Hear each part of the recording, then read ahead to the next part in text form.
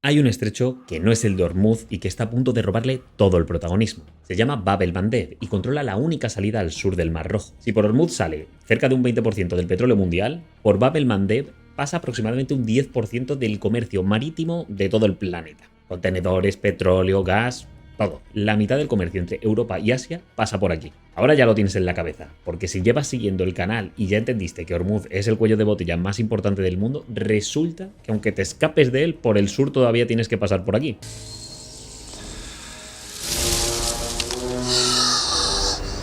¡Qué lista es! Y aquí mandan los hutíes, que son un grupo armado de Yemen que lleva años aguantando una guerra civil, años recibiendo bombas saudíes y que de repente, en octubre de 2023, dijeron: bien, ahora nosotros también jugamos. Bueno, vamos a jugar. Y empezaron a tirar misiles y drones a barcos en el Mar Rojo. ¿Por qué hacen esto? ¿Quién los financia? ¿Cómo un país lleva más de una década en guerra civil y se convierte en el próximo más incómodo de Irán? ¿Y qué tiene que ver todo esto con lo que estamos viviendo en el Golfo Pérsico? Hoy os lo cuento, de principio a fin. Pero antes ya sabes, compartida, suscribida, me gusteada, comentada, membresía y dicho eso, vamos al lío. Yemen es el país que ocupa el extremo sur de la península arábiga. Lo que la mayoría de la gente no sabe es que tiene una posición estratégica brutal. Yo no sé si los iraníes tienen un problema con la bebida, pero es que es ver un cuello de botella y se lanzan a por él como locos. Al norte limitan con Arabia Saudí, al este con Omán, y al sur y al oeste tienen las costas del Mar Rojo y el Océano Índico. En el punto en el que el Mar Rojo se estrecha hasta su mínima anchura para conectar con el Golfo de Adén está el estrecho de Bab el-Mandeb,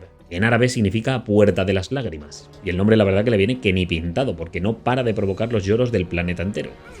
Son dulces y tibias. Por este estrecho pasan entre 4 y 5 millones de barriles de petróleo al día. Están pasando todos los barcos que van de Asia a Europa o de Europa a Asia usando el canal de Suez, y los que van del Golfo Pérsico hacia el oeste sin querer rodear todo el continente africano. Pero vamos, ya os digo que Sudáfrica puede respirar tranquila, que el atajo que le quita trabajo tiene lío para rato. Es decir, si a alguien se le ocurre cerrar Bab el-Mandeb, el impacto económico es monumental. Y es verdad que al menos tiene una alternativa, algo que Hormuz no tiene, ya que el paso del Mar Rojo es un atajo, pero tienes, como digo, otros caminos para cubrirlo.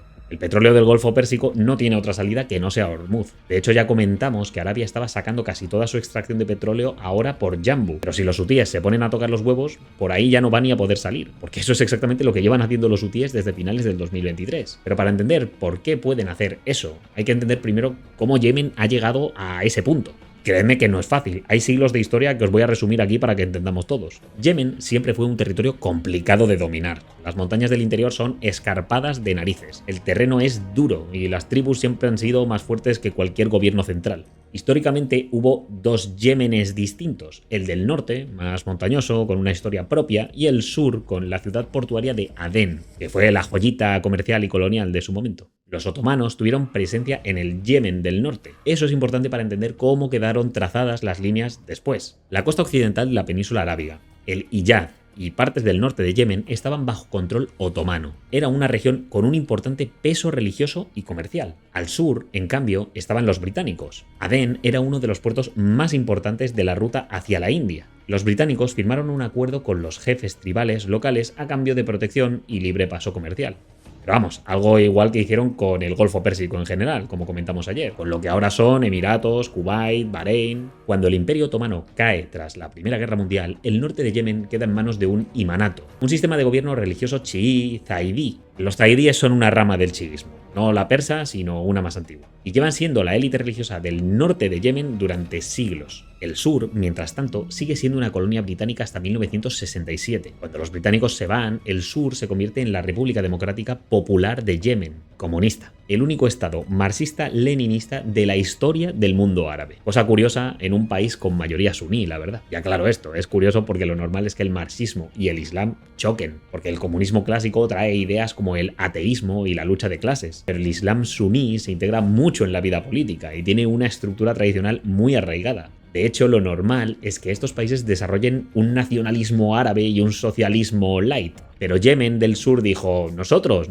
vamos full comunistas. Todo el mundo sabe que no hay que hacerte retrasado total. ¿Por qué? Pues la explicación es más simple de lo que te puedes imaginar. En ese momento querían librarse del colonialismo británico, y la ideología que estaba de moda para hacer eso era el marxismo. Tenía el pack completo, antiimperialismo, revolución y además apoyo de la Unión Soviética. Así que dijeron, perfecto, nos sirve. Otra cosa distinta es que eso encajase en una sociedad tan religiosa como la de Yemen. Porque claro, sobre el papel eran marxistas, pero en la práctica la realidad yemení iba por otro lado. Pero continuemos. Al norte está la República Árabe de Yemen, más tradicional, más tribal, con ese legado zaidí que comentamos. Y en 1990 los dos Yemenes se unifican, sobre el papel, porque en la práctica unificar dos países con historias tan distintas, tribus por todas partes e instituciones frágiles es una receta perfecta para lo que hay ahora, inestabilidad. La unificación es liderada por Ali Abdullah Saleh, un militar que llevaba gobernando el norte desde los 70. Saleh era un tipo peculiar, famoso por una cita que le atribuyen, y es: gobernar Yemen es como bailar sobre las cabezas de las serpientes. Él llevaba décadas haciéndolo, balanceando tribus, comprando lealtades, negociando con todo el mundo. Aquí viene una pregunta que se hace mucha gente, porque ayer hablamos de Al Saud y de cómo unificó todo lo que es Arabia Saudí. Si Al Saud tomó la mayor parte de la península arábiga en los años 20 y 30, ¿por qué no se quedó también con Yemen? Pues no fue porque no quisiera, hubo un intento. En 1934 hubo una guerra entre Arabia Saudí y el Imanato yemení. Los saudíes ganaron militarmente en las zonas de la costa, pero rápido se dieron cuenta de que meterse en el interior montañoso de Yemen era un suicidio logístico. Las tribus del norte de Yemen eran imposibles de someter. Firmaron un tratado y Arabia Saudí se quedó con algunas franjas costeras, que bueno, a día de hoy siguen siendo de Arabia y que Yemen sigue reclamando. ¡Devuélvemelo, devuélvemelo! No, no, no, no. Eso, por cierto, es una de las razones por la tensión histórica entre estos dos países. ¿Y por qué Yemen no se parece a Omán, que también quedó fuera de la órbita saudí, pero es relativamente estable? Pues porque Omán tiene algo que Yemen no tiene, una larga tradición de gobierno unificado bajo la dinastía Al-Busaid, una identidad nacional más coherente y una doctrina islámica distinta, el ibadismo, que genera menos conflictos. Omán fue siempre el raro diplomático del Golfo, ya lo dijimos ayer, el que habla con todo el mundo, y Yemen fue siempre el caos. Es curioso que estén tan pegaditos, ¿no? Y encima, Yemen no tiene petróleo, tiene algo, pero nada comparado con sus vecinos. El subsuelo no lo salvó como sí salvó a Kuwait o a los Emiratos. Lo que sí tiene es una posición geográfica clave. Y eso, combinado con pobreza estructural y fragmentación tribal, es una bomba de relojería que nos está explotando a todos ahora. El Yemen unificado no duró en paz mucho tiempo. En 1994 hubo una guerra civil. El sur intentó separarse del norte, y el norte ganó, pero la tensión no desapareció. Y aquí hay algo que mucha gente no entiende, que es la composición religiosa del país. Yemen es mayoritariamente suní, pero la región del noroeste, la zona de Sada, las montañas fronterizas con Arabia Saudí, tienen una población significativamente mayoritaria de chiíes, la vertiente zaidí de la que ya os he hablado. Durante los años 90 y 2000, en esta región de Sada surgió un movimiento político religioso liderado por Hussein Badr al-Din al-Huti. El nombre de los hutíes y varios hechizos de Harry Potter vienen de este hombre. Hussein al-Huti era un clérigo y político zaidí que dijo: tú, que la influencia wahhabi de la rama de los saudíes está entrando en Yemen y está cargándose nuestras tradiciones zaidíes. Además, también era crítico con la corrupción del gobierno de Saleh, con la influencia que Estados Unidos estaba ganando en Yemen. Su movimiento se llamó Ansar Allah, o los partidarios de Dios, pero todo el mundo los conoce como hutíes. Adoptaron un lema que os juro que fue algo así como: oye Hussein, entra en Trending Topic y dime los 5 temas más calientes para los jóvenes de Yemen del norte. Y literalmente pusieron: Dios es grande, muerte a América, muerte a Israel, malditos sean los judíos, victoria al Islam. Sencillo, directo y para toda la familia. El gobierno de Saleh, el que bailaba sobre las serpientes, intentó aplastar el movimiento. Hubo 6 guerras entre el gobierno yemení y los hutíes entre 2004 y 2010. Y en una de esas guerras, en 2004, se cargaron al Hussein al-Huti este. Pero fue peor el remedio que la enfermedad porque le convirtieron en mártir y el movimiento creció mucho más. Si logras abatirme, me convertiré en mucho más poderoso de lo que puedes imaginar. Los hutíes sobrevivieron, se fortalecieron en las montañas del noroeste y, como cualquier película con un villano, esperaron su momento. En estos momentos el Ayatollah Marra y sus fanáticos están consolidando su poder. Y ese momento llegó con la primavera árabe. En 2011 Yemen se incendió como el resto del mundo árabe. La gente salió a la calle exigiendo la caída de Saleh, que llevaba 3 décadas en el poder. Saleh negoció su salida. Le dieron inmunidad a cambio de que cediese el poder. Su vicepresidente, Abdrabbu Mansur Hadi, asumió la presidencia en 2012 con el respaldo de Arabia Saudí, los países del Golfo y Occidente. Pero Saleh no desapareció, se quedó en Yemen con su red de lealtades tribales, con su control de partes del ejército, ya sabéis. Y en un movimiento que nadie esperaba del todo, aunque quizás tenían que habérselo visto venir, decidió aliarse con los hutíes, los tíos esos con los que llevaba años pegándose tiros y a cuyo líder convirtió él mismo en un mártir. Lo sentimos profundamente. ¿Por qué? Pues porque Saleh quería volver al poder, y los hutíes eran la única fuerza militar capaz de desafiar al gobierno de su vicepresidente Hadi. En 2014, los hutíes avanzaron desde el norte y tomaron la capital, Saná. En 2015, Hadi huyó al sur, y cuando se puso más feo el asunto, voló a Arabia Saudí. Los hutíes controlaban la capital y gran parte del país. Y aquí es donde aparece Irán, porque los iraníes llevaban tiempo viendo en los hutíes lo que cualquier estratega vería, un aliado en el flanco sur de Arabia Saudí. Un grupo que comparte enemistad con el orden suní del Golfo y que está exactamente donde estratégicamente te interesa tenerlo, en un cuello de botella. El apoyo iraní a los hutíes no empezó en 2015, venía de antes, discretamente. Armas, entrenamiento, dinero, pero con la caída de Saná ese apoyo se aceleró, porque tenían acceso a puertos marítimos y controlaban ahora un aeropuerto de la hostia. Entonces Irán le podía mandar mucha más mierda. Irán encontró a su proxy perfecto aquí. ¿Por qué perfecto? Pues porque si escapas de Hormuz aún tienes Bab el-Mandeb, y los hutíes controlaban Bab el-Mandeb. Es el doble cerrojo iraní sobre las rutas energéticas y comerciales del mundo.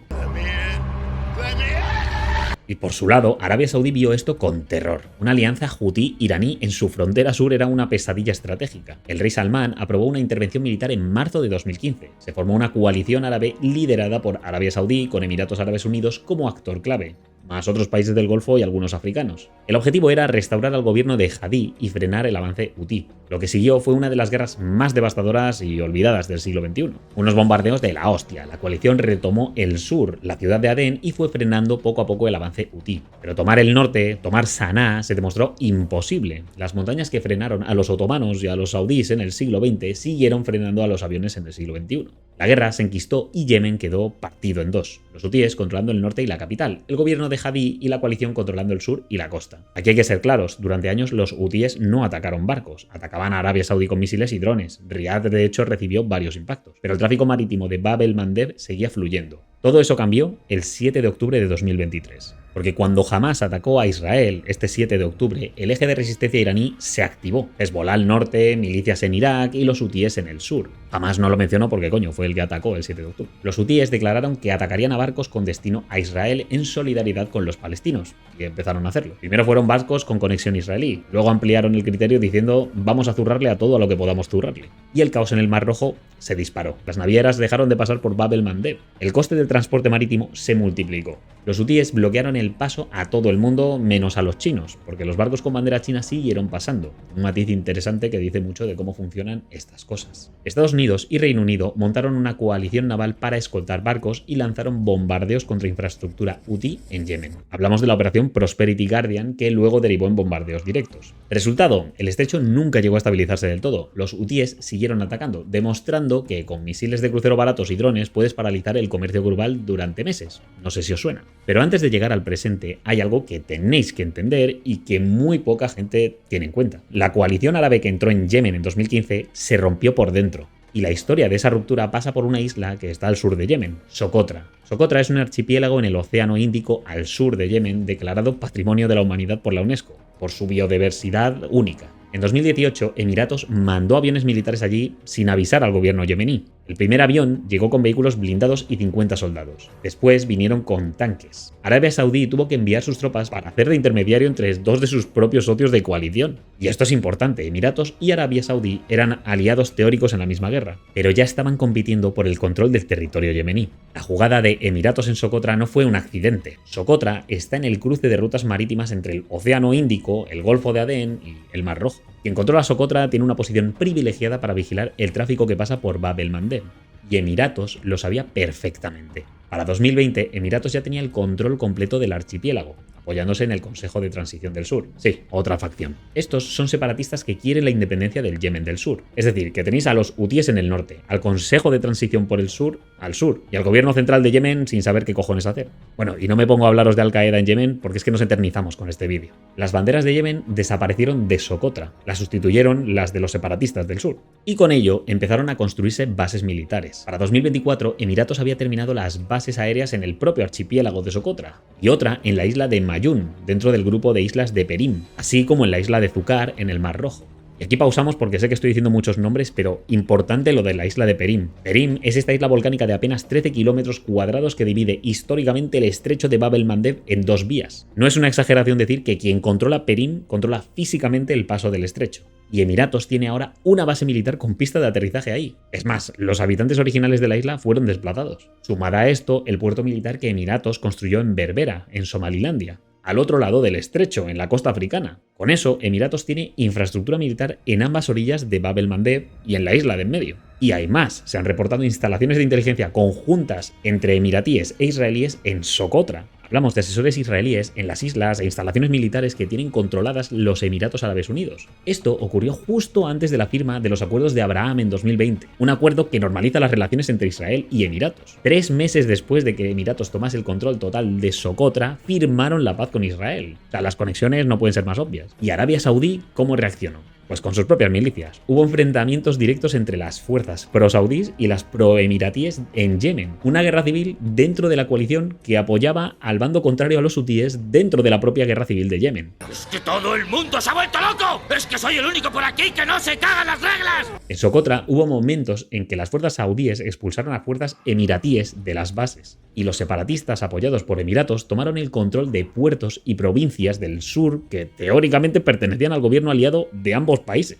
De hecho, el gobierno yemení, el que se supone que todos apoyaban, llegó a decir algo que resume perfectamente la situación. No tiene sentido que el objetivo de la coalición sea apoyar la legitimidad de este gobierno cuando Emiratos impide que el avión del presidente yemení aterrice en cualquier territorio liberado. Ahí está el resumen. Entraron juntos y luego cada uno se fue por el trozo que más le convenía. O sea, simplemente visualizad que está el gobierno yemení apoyado por Arabia, pero luego tienes a los independentistas del sur apoyados por Emiratos y tienes a los hutíes en el norte. Y de nuevo, Al-Qaeda por ahí, pero no vamos a entrar en eso. Porque llegamos al presente. Irán está siendo atacado. Estados Unidos e Israel han lanzado operaciones militares contra el régimen iraní, como ya todos sabéis. Los hutíes hasta ahora habían estado en modo presencia amenazante pero controlada, atacando barcos, recibiendo bombardeos y bueno, aguantando en general. Pero con Irán en esta guerra abierta la ecuación cambia completamente. Los hutíes han anunciado que escalan su participación, que se meten en el lío. Los hutíes de Yemen se suman a la guerra en Oriente Medio, han reivindicado el lanzamiento de un misil contra Israel. Sería su primer ataque en este conflicto, aseguran que no van a pasar y no van a parar hasta cumplir con sus objetivos. Y esto tiene consecuencias enormes porque si los hutíes cierran de verdad Bab el-Mandeb, no de manera parcial, sino de manera completa, a la presión de Hormuz en el norte se le suma el cierre de este estrecho más al sur.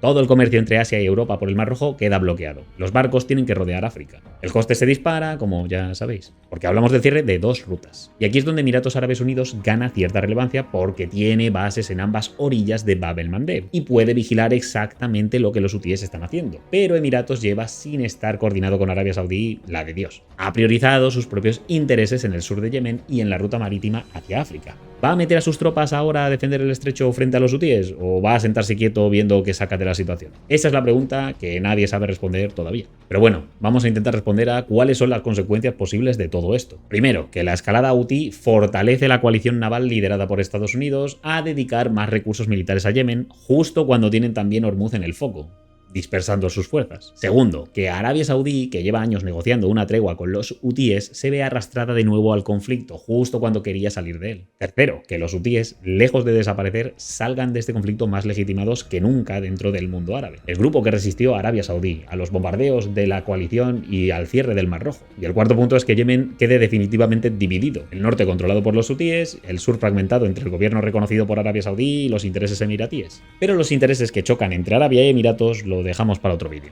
porque yo os recuerdo que no tengo ni idea del tema, así que trata tú de ilustrarnos ahora. ¿Crees que los hutíes van a ser capaces de cerrar Bab el-Mandeb de manera efectiva o es puro postureo? ¿Piensas que Arabia Saudí va a verse arrastrada de vuelta a la guerra en Yemen o seguirá con su estrategia de negociación? ¿Y qué papel crees que va a jugar Emiratos en esto del estrecho? ¿Quién va a salir ganando de todo esto? ¿Los hutíes, Irán, Emiratos o Arabia? O directamente nadie. Te leo. Suscríbete si no lo estás y considera hacerte con la membresía, que ayudas mucho al canal. Echa un ojo a los vídeos para mantenerte en el debate y nos vemos en la próxima. Hasta luego.